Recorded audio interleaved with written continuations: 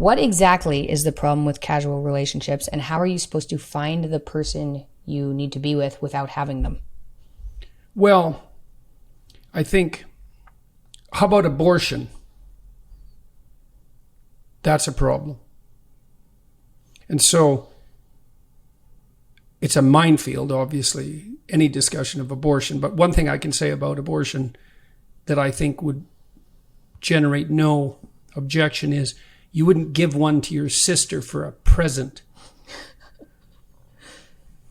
Right.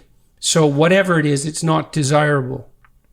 And how not desirable it is at minimum open to question. So I don't think there's any such thing as a casual sexual relationship. I don't believe that. I've never seen any evidence that that's the case. I think that there are people rationalize that constantly because they want to believe that short-term hedonistic gratification is ethically acceptable. And I don't think it is. I think that it trains you to treat yourself and other people as instrumental objects of short-term pleasure, obviously. Mm-hmm. Well, is that how you want to train yourself? How's that going to work you going to have a long-term relationship at some point?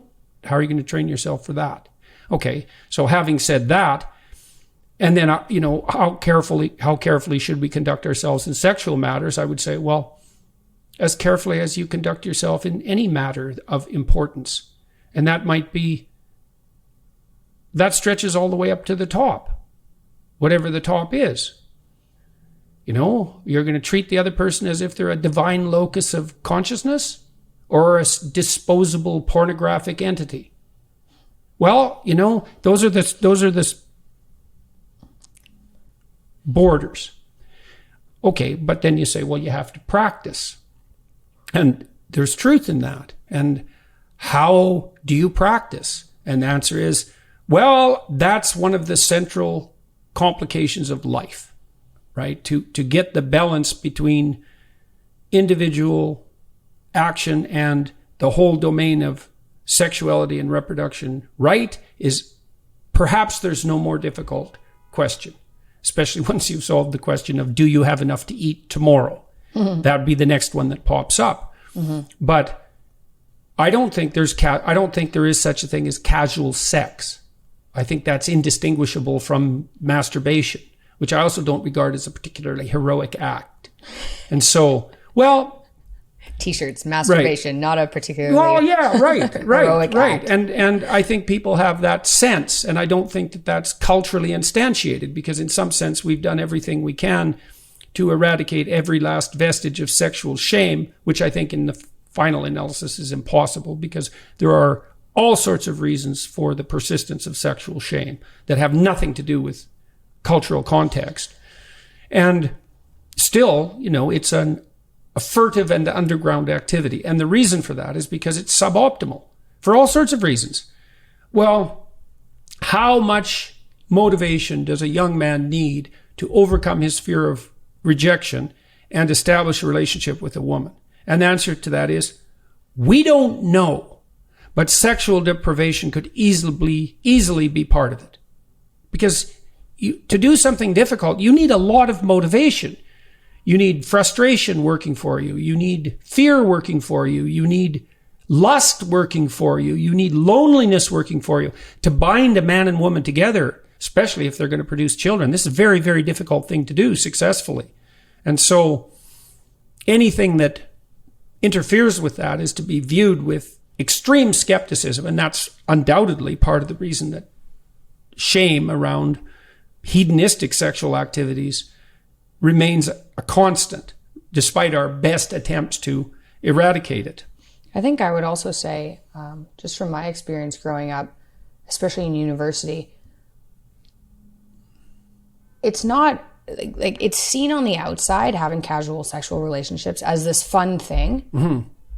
It's not fun. No. And nobody thinks it's fun, especially women.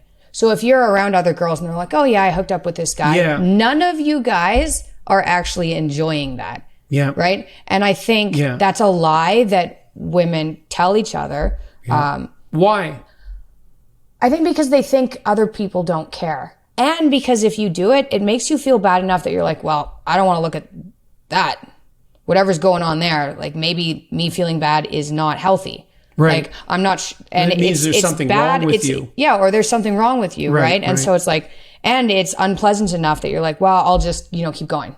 It's already happened. There's nothing I can do about it. So it might as well be okay, because what am I going to do about it if it's not okay? Yeah. So then, and I think this is pretty common for women in university to hook up with people, right? It's called hookup culture. There's Tinder, like it happens.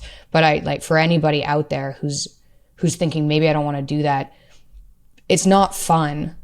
It doesn't make you feel good. It's really makes you really lonely, right? It's not a good idea. Why do you think it makes you lonely? I think because what you're looking for is a connection with somebody. And you're getting this physical connection and you're not getting any emotional connection. And it's right. And then there's the contradiction. It's a terrible contradiction. Yeah. And it's here's an interesting thing I used to tell my clients is don't do anything with anyone sexually that you wouldn't talk to them about.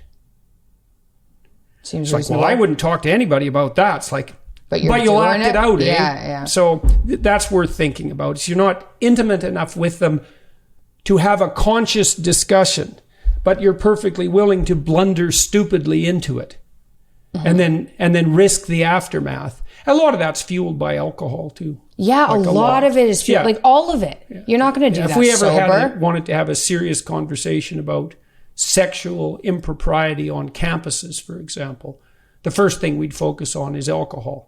But we don't want to have a serious conversation about that because, we don't want to have, we don't want to have chaperoned parties like there were in the 1950s. It's like,